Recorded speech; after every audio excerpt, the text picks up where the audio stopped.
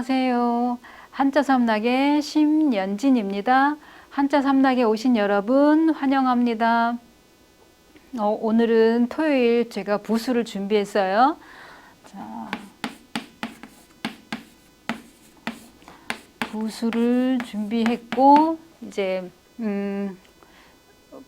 제가 준비한 거는 피혈.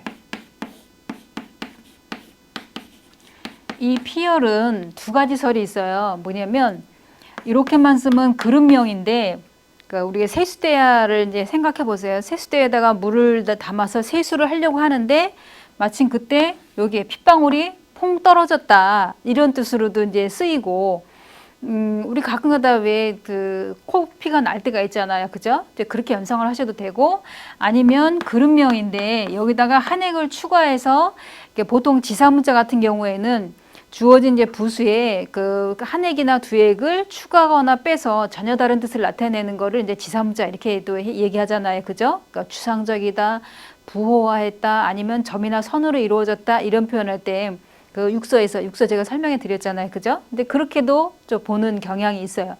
그럼 이제 이 피혈이 나오는 걸 보면은 이렇게 써서 이렇게 무리중, 우리가 뭐 대중, 군중 할 때 무리중. 그러면 이 밑에 있는 건 왜 보통 이게 사람인, 제가 설명했잖아요. 사람인이라고. 그러니까 거꾸로 우리들이 지금 거슬러 올라가 보면은 성씨가 다 다르다 하더라도 우리가 단군을 만약에 우리가 시조다, 전체 우리 백성들의 어떤 시조가 단군이다 그러면은 거꾸로 거슬러 올라가 보면은 다 지금도 성은 다 달라도 한 가족, 한 식구다 이제 이런 얘기죠. 한 핏줄. 그럴 때 여기 무리중자는 이제 피혈이 나온 거는 사람, 여러 사람이 있어도 같은 핏줄이다. 이제 이런 걸 의미한다 이런 얘기예요. 자, 그러면은 이제 피혈에 대한 설명은 끝났고, 그 다음에 준비한 거는 단일행. 이 단일행은 또 이제 그림으로 나타내자면은 이런 식으로 이게 사거리의 모양을 본떴다 이런 것도 있고, 그 다음에 우리가 이거 보면은 걸을 척이라 해서 걷는다. 그러면은 하나는 왼발, 하나는 오른발 해서 왼발, 오른발 어디든 내가 걸으면서 다닐 수 있다. 이제 이런 뜻으로도 쓰이고, 그 다음에 이거는 하나는 또 무슨 뜻이냐면 항렬항.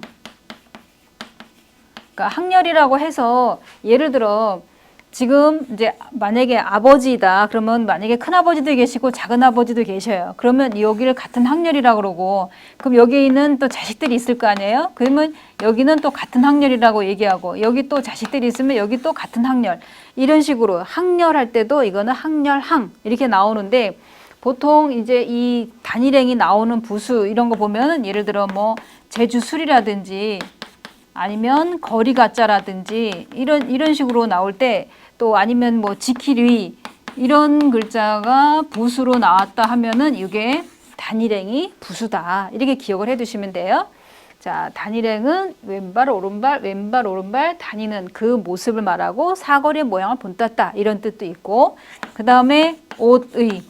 자, 옷의는 뭐냐면 예를 들어서 이게 저고리가 이렇게 있으면 저고리 이제 옷고름 요 모양을 본떴다 이제 이렇게도 나와요. 그러면 또 옷의가 변으로 나오면 이렇게 꼭지가 이렇게 두 개, 이거 똑같은 거예요. 옷의가 앞으로 나오면 단독으로 쓰이거나 밑에 오면은 이렇게 모양이 나오는데, 이런 글자가 나오면 왼쪽에 나오면 옷의 변 해서 이렇게 나오는 거예요.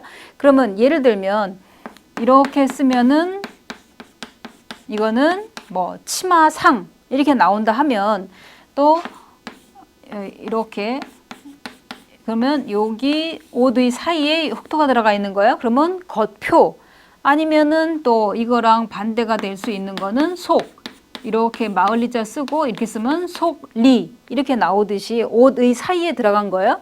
그러면은 여기에 변으로 나오는 거 보면은 이렇게 쓰면은 뭐 겹칠복, 뭐 카피하다 아니면 복도 할 때 겹칠복이라든지, 또 아니면은 요게 이 글자가 들어가는 거 보면은 이렇게 쓰면은 기울복. 그래서 이거는 기울복 같은 경우에는 기울어진 게 아니라 깁는 거. 그러니까 기본형을 말하면 이거는 깁다예요.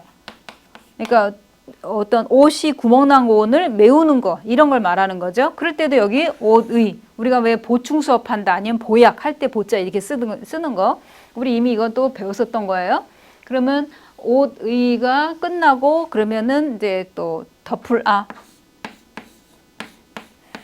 자, 이 덮으라는 이 꼬불리면은 이렇게 쓰면 이제 선역사잖아요. 그죠? 덮으라는 원래대로 쓰면은 이렇게 생겼어요. 이렇게. 자, 이렇게 생겼어요. 덮는다. 그러니까는 뭐 뚜껑을 덮는다 할 때 그러면은 또 이제 덮는다라든지 그러니까 덮는다 그랬어요. 그러면 가린다 뭐 이런 얘기할 때 그러면 이거랑 관련돼 있는 거 보면은 예를 들어서 뭐 요기날 요라든지 아니면은 우리가 왜 복개천 이런 얘기 하잖아요. 그죠? 덮을복 뭐 이런 얘기 할 때 복개천이라는 건 밑에 물이 흐르고 위에 뚜껑을 덮어 있는 걸 말하는 거잖아요. 아니면 복면 뭐 복면 강도 그러면 얼굴을 덮었다 이런 얘기잖아요. 그럴 때 이거 덮을복자 이거를 쓰는 거고요. 자, 덮으라는 여기에 꽃장 이렇게 두 개가 내려온다는 거 잊지 마시고요. 그 다음에 덮으라가 끝나고 그 다음에 볼견.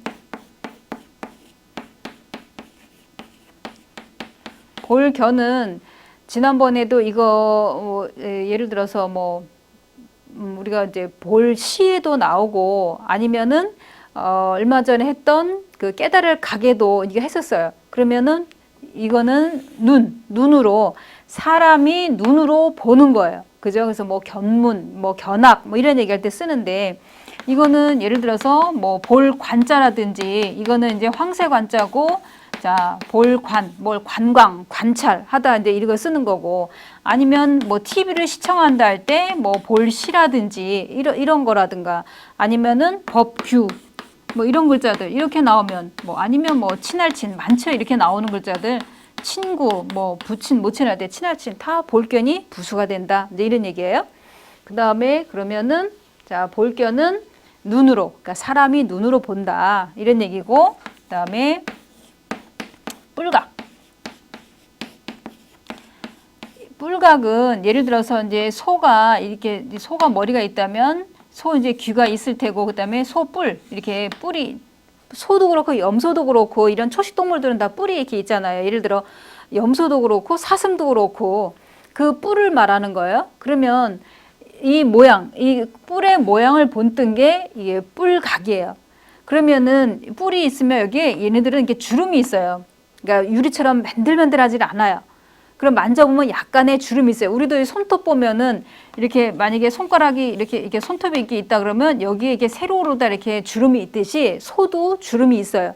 그러니까 이거는 뭐냐면 이 소의 뿔이다 그러면은 이 뿔 이게 주름을 의미하는 거니까 이게 바깥으로 나가면 안 돼요. 왜냐면 뿔 안에 주름이 있는 거기 때문에 뿔 바깥에서 주름이 있을 수가 없잖아요.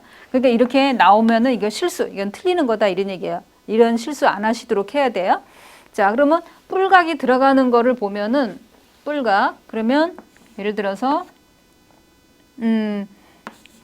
이렇게 쓰면은 풀해